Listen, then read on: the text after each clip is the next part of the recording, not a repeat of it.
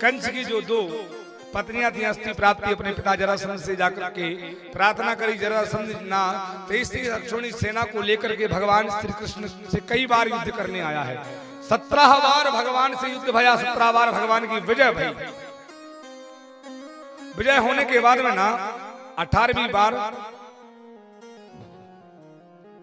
समस्त ब्राह्मणों को अपने घर बिठा के अनुष्ठान करवाया और कहा इस बार अगर मैं युद्ध हार गया ना तो तमाम ब्राह्मणों को सूली पे चढ़ा दूंगा। उन ब्राह्मणों की रक्षा करने के लिए 18वीं बार के युद्ध में भगवान श्री कृष्ण रण छोड़ करके भागा। इसलिए भगवान का एक नाम और पड़ा, कौन सा? रण छोड़ भगवान। बोलिए रण छोड़ भगवान की जय हो। भगवान भाग करके पर्वत पर चढ़े। इधर जरासंध ने मथुरा नगरी के चारों तरफ आग लगवा दी। भगवान वहां से कूद करके समुद्र में पहुंचे। उतर करके समुद्र में जाकर के विश्वकर्मा जी को आज्ञा दी। विश्वकर्मा जी ने एक रात्रि में स्वर्ण की मई बना करके तैयार कर दी, जिसको आप और हम सब द्वारकापुरी कहते हैं। उसी रात्रि में सारे जितने सोए हुए यदुवंशी थे ना, सभी 99 लाख से अधिक संख्या का परिवार था, सभी यदुवंशियों को भगवान ने द्वारकापुरी में बुला लिया और सभी यदुवंशी से द्वारकापुरी में आनंद से रह रहे हैं। बोल भक्त भगवान की जय हो। उसी द्वारकापुरी में भगवान बलराम जी का विवाह भया। रेवतपुर के महाराज की पुत्री रेवती के साथ भगवान बलराम जी का विवाह संपन्न भया। भगवान श्याम सुंदर विराजमान हैं द्वारकापुरी में। उसी समय विदर्भ देश के राजा हैं, एक भीष्मक राजा हैं, कुंदनपुर के राजा हैं भीष्मक, जिनके 5 पुत्र हैं। बड़े पुत्र का नाम है रुक्मी। 5 पुत्रों के बाद भी कोई पुत्री नहीं भई थी तो मन में बड़ी बेचैनी भई। तपस्या की साक्षात लक्ष्मी जी इनके घर पर प्रकट भई, जिनका नाम है रुक्मणी जी। और बचपन से ही रुक्मणी जी ने भगवान श्री कृष्ण की लवलीन तपस्या की है। इधर रुक्मी ने अपने मित्र शिशुपाल के साथ में इनका विवाह संबंध तय कर दिया है। और पिताजी की इच्छा है कि मैं विवाह करूं किसके साथ में? श्याम सुंदर के साथ। पर रुक्मी जिद कर रहा है। रुक्मी कहता है मैं अपने विवाह करूंगा किसके साथ में? शिशुपाल के साथ। भगवान आज महाराज रुक्मणी जी का स्वयंवर है ना। और स्वयंवर में रुक्मणी जी मन विचार के कल मैं गिरिजागृह जाऊंगी पूजन करने के लिए मां गिरिजा का। उससे पहले अगर श्याम सुंदर के पास कोई खबर मेरी ना गई ना तो मैं जीते जी मर जाऊं, क्योंकि जन्म जन्म रही रगड़ हमारी। भगवान से मेरा विछोह हो जाए ये तो बहुत बड़ी बात है। तो मैया रुक्मणी जी ने एक पत्रिका लिखी, सुंदर सी पत्रिका। और पत्रिका में ना अपने संपूर्ण भाव लिख दिए। रागशील भीष्म को नाम भीष्म राज्य में बैठ करके माई पत्रिका लिखी। पत्रिका में लिखा क्या मैया ने? देखिए पत्रिका में माई लिखती हैं, हे भुवन सुंदरी द्वारिका पति नंद नंदन हे प्रभो। अपने मन के भाव को माई ने संजो करके पत्रिका में लिखा है। हे भुवन सुंदरी द्वारिका पति नंद नंदन हे प्रभो, कर जोर करती हूँ तुम्हारे चरण वंदन हे प्रभु। पत्रिका माई सजा रही है सुंदर तरीके से। प्रभु जब से तुम्हारे रूप गुण का है श्रवण मैंने किया।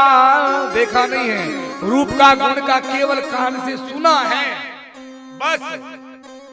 जब से तुम्हारे रूप गुण का श्रवण है मैंने किया, तब से तुम्हारे नाम अपना तन मन सकल जीवन अर्पण है किया। केवल सुनने से नाथ मैंने अपने जीवन की बागडोर तुम्हारे श्री चरणों में सौंप दी है। आगे लिखती हैं, आपकी यह दासिका ने ठान ली प्रभु ठान है, आकर के जो ना बरोगे तो छोड़ दूंगी प्राण है।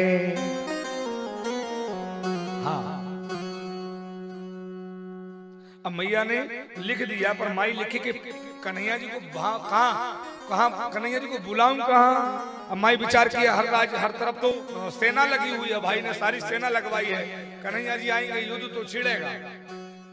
मैया जी ने सब देखो पहले ही लिख दिया।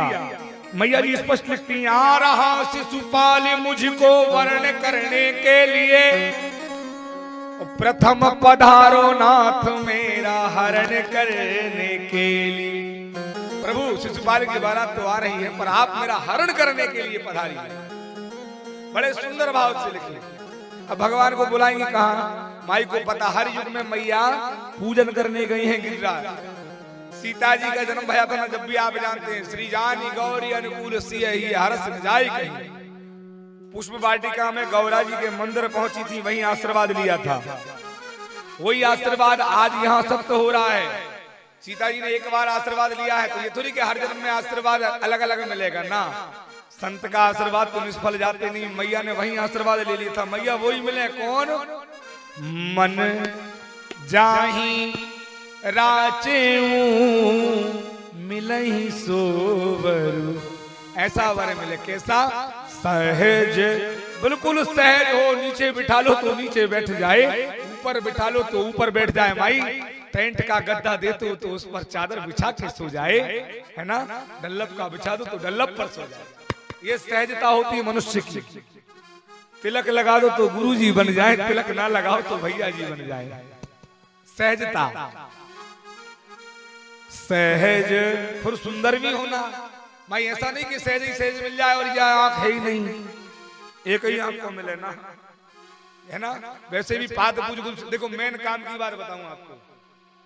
आजकल जो हमारा व्यवहार चल रहा है ना, माई बाप धन देख करके विवाह करना बंद कर दीजिए।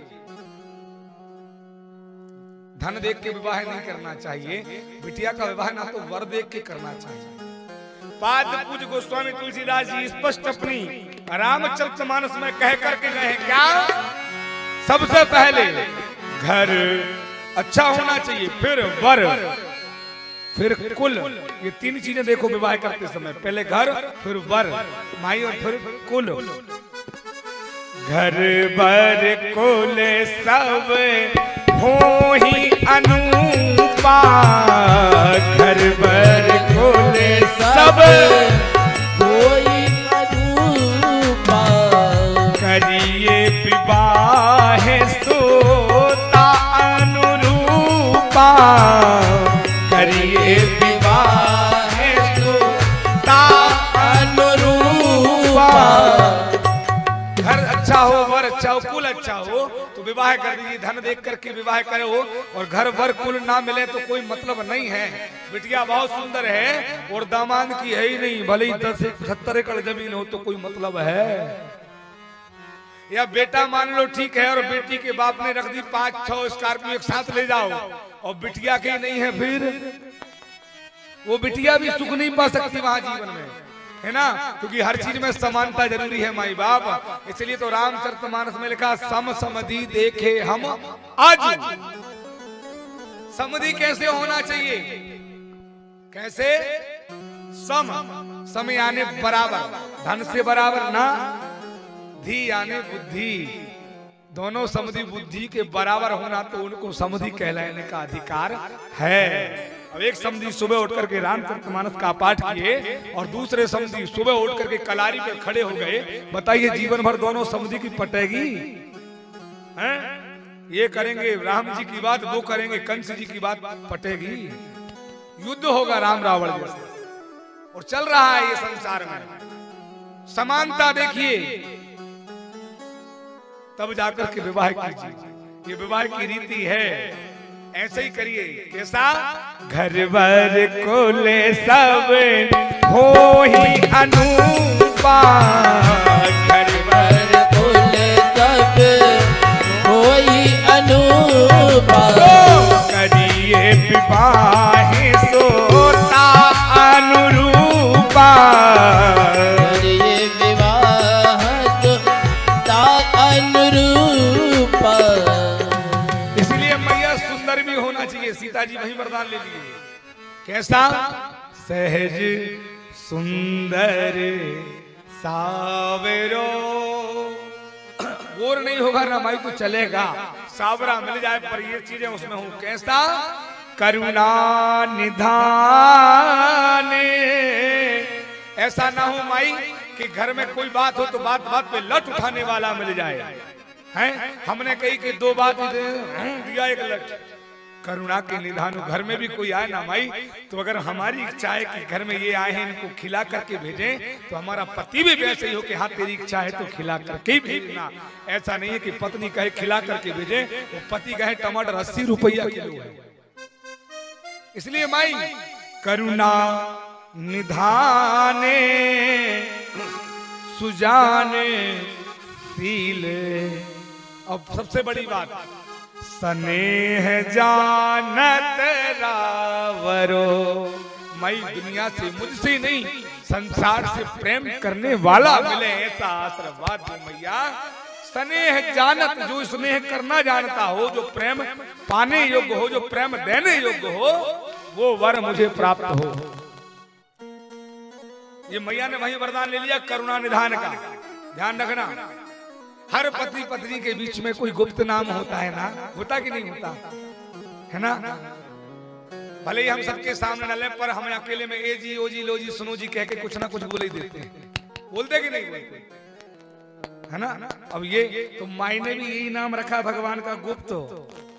करुणा निधान प्रेम का नाम है। हाँ,